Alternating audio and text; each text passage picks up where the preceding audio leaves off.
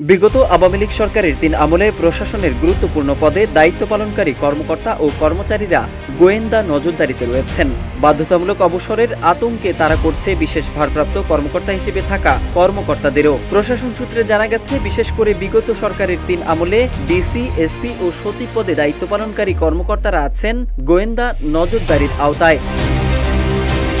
এদিকে প্রশাসনে বড় ধরনের রদবদল আসছে, ফলে প্রশাসনের বিভিন্ন স্তরে পদোন্নতি ও বদলি নিয়ে অস্থিরতাও তৈরি হয়েছে। বাংলাদেশ সচিবালয়ের বিভিন্ন মন্ত্রণালয় ও বিভাগে কর্মরত বেশ কয়েকজন কর্মকর্তা জানিয়েছেন, সাবেক ডিসি, এসপি ও সচিবদের ওএসডি করা ও বাধ্যতামূলক অবসরে পাঠানোর সিদ্ধান্তের কারণে প্রশাসনের গুরুত্বপূর্ণ পদে থাকা কর্মকর্তাদের মধ্যে আতঙ্ক সৃষ্টি হয়েছে। এদিকে গোয়েন্দা নজরদারিতে 2014, 2018 এবং 24 সালের বিতর্কিত নির্বাচনে দায়িত্ব পালন করা ডিসিরাও রয়েছেন। তাদের বিরুদ্ধে শাস্তিমূলক ব্যবস্থাও নিচ্ছে অন্তর্বর্তী সরকার। ইতোমধ্যে 65 জন কর্মকর্তাকে বাধ্যতামূলক অবসরে পাঠানো হয়েছে অথবা ওএসডি করা হয়েছে।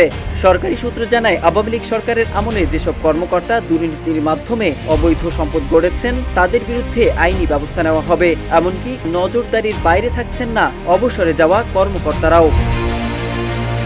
জনপ্রশাসন মন্ত্রণালয় সূত্রে জানা গেছে, সরকারের উপদেষ্টা কমিটি আরও অনেক কর্মকর্তার তালিকা তৈরি করেছে, যারা গত 17 বছরে সরকারের গুরুত্বপূর্ণ দপ্তরগুলোয় কাজ করেছেন। তারা এই তালিকাভুক্ত বলে জানা যায়। এমনকি গত 3 মেয়াদে আওয়ামী লীগ সরকারের মন্ত্রিসভার সদস্যদের পিএস হিসেবে কাজ করেছেন এমন অনেককে এরই মধ্যে ওএসডি করা হয়েছে। শিগগিরই তাদের ব্যাপারেও সিদ্ধান্ত নিতে যাচ্ছে সরকার। দেশ জুড়ে তোলপাড় ওয়ালটন ফ্রিজ কিনে আপনিও হয়ে যেতে পারেন মিলেনিয়ার।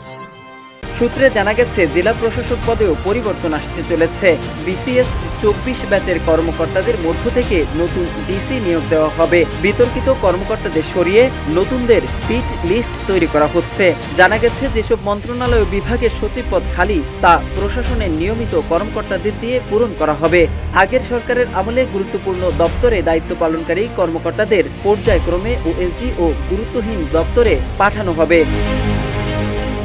জনপ্রশাসন মন্ত্রণালয়ের সিনিয়র সচিব মুখলিসুর রহমান বলেন, 2024 সালের নির্বাচনে যেসব ডিসি রিটার্নিং কর্মকর্তার দায়িত্ব পালন করেছিলেন তাদের বিষয়ে গোয়েন্দা সংস্থাগুলো তদন্ত শুরু করেছে।